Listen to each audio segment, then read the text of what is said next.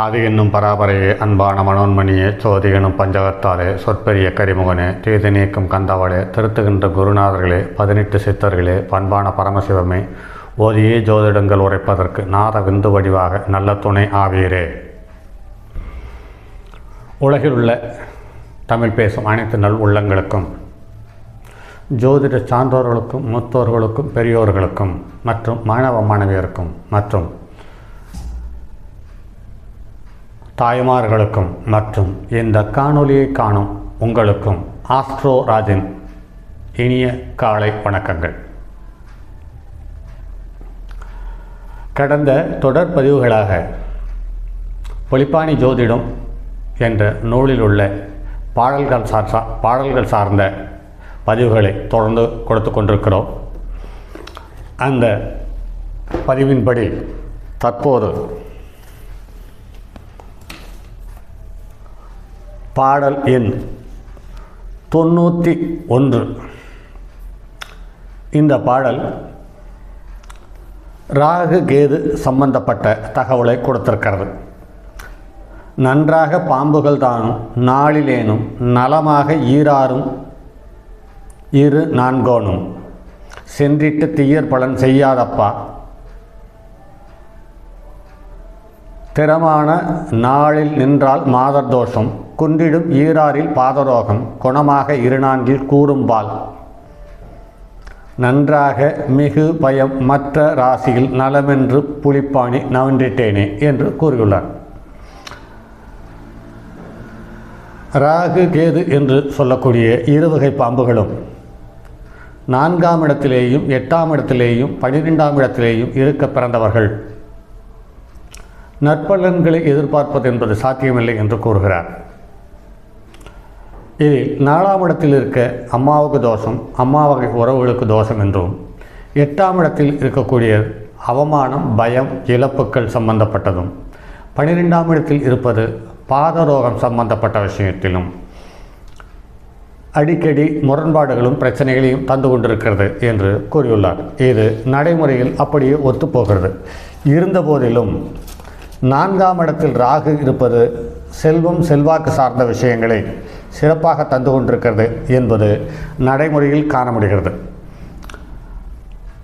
அடுத்து பாடல் எண் 92 கேளப்பா மலைதளத்தில் சப்தக்கோள்கள் கெடிமெத்த முடியரசு சீமானென்றேன் ஆனப்பா சேனைபரி வேடற்கூட்டம் அப்பனே அணியணியா இருக்குமடா அலங்கஞ்சுத்தி நாளப்பா நவமணியும் பொருந்தி நிற்கும் நலமான துரகங்கள் ரதங்களுள்ளோன் சூழப்பா போகருட கடாட்சத்தாளே சுகமான புலிப்பாணி பகர்ந்தேன் பாரே என்று கூறியுள்ளார்.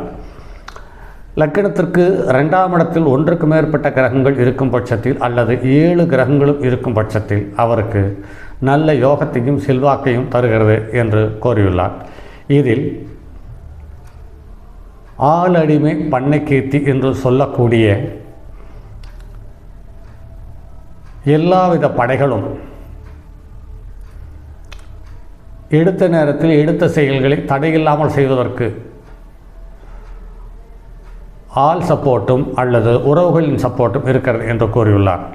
இது எல்லா லக்கணத்திற்கும் தோராயமாக பொருந்திருக்கிறது. ஆனால் தனுசு லக்கணத்துக்கு 2ஆவது இடத்தில் 7 கிரகங்கள் இருக்கும் பட்சத்தில் லக்னாதிபதி நீச்சம் பெற்று விடுகிறார். அதற்கான சந்தோஷத்தை அந்த ஜாதகர் அனுபவிப்பதும் இல்லை, அதுக்கான வாய்ப்புகளும் இருப்பதை காண முடிவதில்லை என்பது நடைமுறை அனுபவத்தில் தெரிய வருகிறது. பாருங்கள் நண்பர்களே. அடுத்து பாடல் எண் 93 ஆரப்பா 5க்கு 5ஆம் வீட்டில் அப்பனே அசுபர்களும் அமர்ந்து நிற்க பாரப்பா பிதருக்கு கண்டதெண்டம் பழமாக செப்புவாய் அரசர் தோஷம் சீரப்பா சுபர் நிற்க செல்வம் உண்டு சிவசிவா பித்தருக்கு விதியும் தீர்க்கம் கூரப்பா கொடிநாதன் கேந்திர கோணம் கொற்றவனே புலிப்பாணி குறித்திட்டேனே என்று பாடலை முடித்துள்ளார். 5க்கு 5ஆம் வீடு என்று சொல்லக்கூடிய 9ஆம் இடத்தில் அசுபர்கள் அமர்ந்திருக்க அல்லது ஒன்றுக்கு மேற்பட்ட பாவக்கரங்கள் அமர்ந்திருக்க அவர்களுடைய தசாபுத்தி வரும் காலம் தந்தைக்கு பலமான பாதகத்தையும் இழப்புகளையும் அவமானங்களையும் நோய் நொடிகளையும் நஷ்டங்களையும் ஊர் விட்டு ஊர் சென்று பரதேச வாசம் அனுபவிப்பதையும் இதில் 8க்குரியவன் சம்பந்தம் இருக்கும் பட்சத்தில் வெளியூரில், வெளிநாட்டில், வெளிதேசத்தில் விலங்கால் பூட்டப்படுகிறான் என்பது நடைமுறையில் காண முடிகிறது.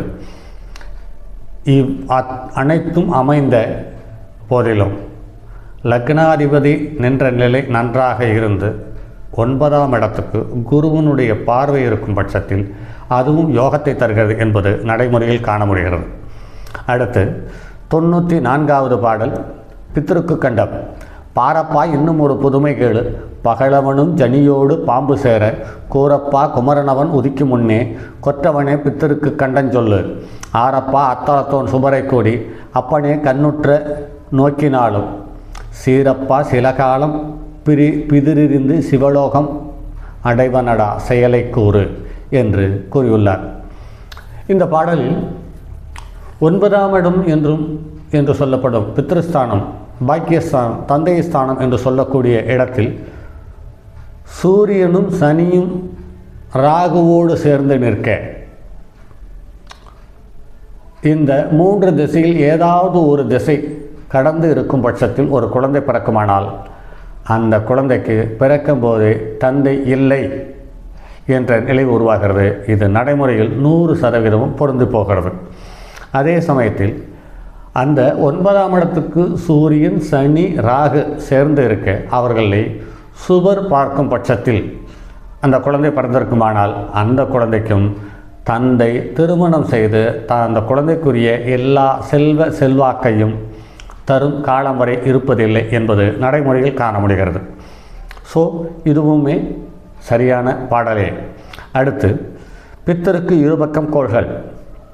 ஆச்சப்பா 18 கோள்கள் நிற்க, அப்பனே அவரவர்கள் புசிப்பு நாளில், கூரப்பா குலவியுட பிதிரை தேடி, கொற்றவனே கண்டனுமே வருவான் கோரு, மூச்சப்பா வேதனையில் செம்பொன் தேடி, முகமினுக்கு மாதருடன் கூடி வாழ்வான்.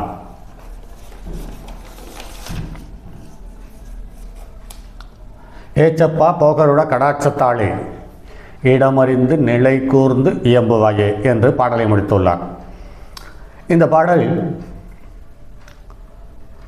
லக்கினத்திற்கு 10ஆம் இடம், லக்கினத்திற்கு 8ஆம் இடம், இந்த இரு வீட்டிற்கு நடுவில் பித்ருஸ்தானம் என்று சொல்லக்கூடிய 9ஆம் இடம் இருக்கிறது. இந்த 9ஆம் இடத்துக்கு 12ஆம் இடத்திலேயும் 2ஆம் இடத்திலேயும் அசுபக்கோள்கள் சனி, செவ்வாய், ராகு, கேது, சூரியன் இவர்கள் இருக்கும் பட்சத்தில் இவர்களுடைய தசாபுத்தி வரும் காலத்தில் தந்தைக்கு அவமானங்கள், இழப்புகள், சிரமங்கள், பரதேசவாசம் போன்றவைகளை தருகிறது என்பது பாடலில் சொல்லப்பட்டுள்ளது. இது நடைமுறையில் பொருந்தி போகிறது. அடுத்து மேனாமினிக்குத்தனமாக ஒப்பனையோடு வாழும் விருப்பத்தை இந்த ஜாதகருக்கு அதிகம் தந்துவிடுகிறது என்றும் கூறியுள்ளார். இதுவும் நடைமுறையில் ஒத்துப்போகிறது. சரி, பாருங்கள் நண்பர்களே, மீண்டும் மற்றும் ஒரு பதிவில் சந்திப்போம். அதுவரை உங்களிடமிருந்து விடைபெறுவது உங்கள் அன்பு நண்பன் எம் ராஜரத்தினம். வணக்கம் நண்பர்களே. தங்கமான் மடுவோடேந்தி தன்மதி தலையில் கொண்டோர் மங்கையர் பதிக்குச் சொன்ன மாமொழி ஜோதிடத்தை இங்கு யான் உரைப்பதற்கோர் இமை என்னும் பிழை வராமல் காக்க செங்கன் மால் மருகன் யானை சிறன் பதம் காப்பதாமே.